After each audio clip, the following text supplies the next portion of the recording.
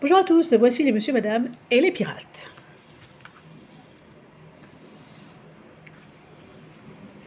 Monsieur Heureux et ses amis voguaient joyeusement sur l'océan à bord du bateau de Monsieur Heureux. Ah, ça, c'est la vraie vie, s'exclama Madame Bonheur. Soudain, une ombre passa au-dessus du bateau. Au début, Monsieur Heureux pensa qu'il s'agissait d'un nuage, mais lorsqu'il observa les alentours, il remarqua qu'un autre navire les suivait.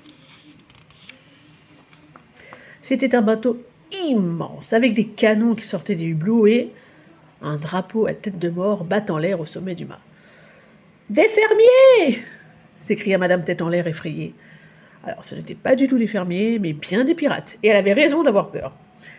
Le capitaine n'était autre que l'infâme Barbe Jaune, le corsaire le plus cruel de tous les corsaires.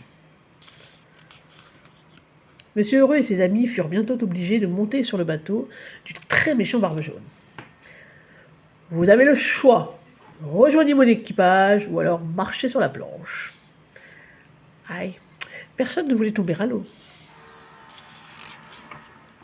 Tous les monsieur et madame décidèrent de devenir pirates. Tous, sauf monsieur Incroyable. « Moi, je marche sur la planche, » déclara-t-il. « Oh, super !» répondit l'équipage. Mais leur joie fut de courte durée. Quand monsieur Incroyable eut atteint le bout de la planche, il ne tomba pas dans l'océan. Il continua à marcher dans le vide. Il ne se mouilla même pas le moindre orteil. Les autres comprirent bientôt à quel point les pirates avaient la vie dure. Ils devaient par exemple se lever très tôt, avant le lever du soleil. Monsieur Endormi trouva cela vraiment difficile. Il eut des ennuis à force de piquer du nez troussant.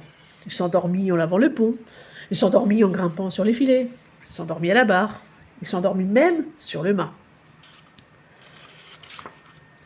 À bord, c'était très difficile de s'y retrouver également. Tout portait un nom différent. La cuisine s'appelait la galère, c'est le cas de le dire. L'arrière du bateau s'appelait la poupe et l'avant la proue. Pauvre monsieur Nigo. Il avait été désigné chef cuisinier du navire et il ne savait même plus où donner de la tête. Tout le monde voulait des œufs. Monsieur Nigo n'était pas le seul à être un peu perdu. Monsieur Farfelu pointa son canon dans la mauvaise direction à l'entraînement. Boum. Cela faisait déjà une semaine que les monsieur et madame étaient à bord de la frégate, quand ils comprirent quel sort leur réservaient les pirates. Ces flibustiers étaient à la recherche du trésor de Barbe Noire. Ils avaient une carte sur laquelle était indiqué où le bateau du pirate avait coulé avec le trésor. Mais le problème, c'est que ces filous ne savaient pas nager. Si bien que Barbe Jaune voulait que Monsieur Heureux et ses amis plongent et rejoignent l'épave du bateau pour chercher le trésor à leur place. Le bateau de Barbe Noire avait coulé au large de l'île du Crâne. Monsieur Farfelu fut envoyé en repérage en haut du mât. Finalement, après avoir longtemps tourné en rond, ils finirent par trouver l'île. Évidemment, s'ils ne regardent pas dans le bon sens aussi. Monsieur Heureux et ses amis durent enfiler des combinaisons de plongée, puis ils furent envoyés dans l'eau.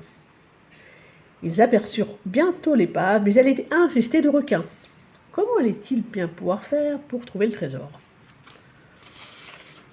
Eh bien, soudain, l'eau devint toute rose.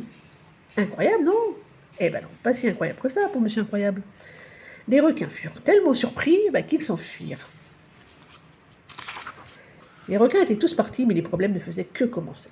Monsieur Heureux grimpa dans l'épave et trouva aussitôt le trésor. Mais une pieuvre géante avec des tentacules énormes était assise sur le coffre. Heureusement, en moins d'une seconde, Monsieur Chatouille, qui avait des bras au moins aussi longs que les tentacules géants de la pieuvre, se chargea d'en faire des nœuds. Et ils purent enfin récupérer le trésor. Une fois qu'ils eurent remonté le coffre jusqu'à la rive, Monsieur Étourdi fut à son tour chargé de creuser un trou pour le mettre en lieu sûr. Pendant ce temps, les pirates faisaient une petite sieste en attendant que Monsieur Étourdi ait terminé. « C'est fait !» annonça Monsieur Étourdi en réveillant Barbe Jaune. « Est-ce qu'à ton avis, ils ont eu une bonne idée de confier cette tâche à Monsieur Étourdi ? » Je crois pas, non. « Parfait ! Et où l'avez-vous caché ?» demanda le capitaine. Monsieur Étourdi regarda Barbe Jaune, puis il regarda la plage. Je ne sais plus, répondit-il. Et le capitaine devint furieux. Mais il devint encore plus furieux lorsqu'il s'aperçut que Monsieur Heureux et ses amis avaient pris la barque de sauvetage pendant qu'ils creusaient pour retrouver le trésor. Le capitaine Barbeau Jaune et les pirates furent ainsi abandonnés sur l'île au crâne. Du crâne, pardon.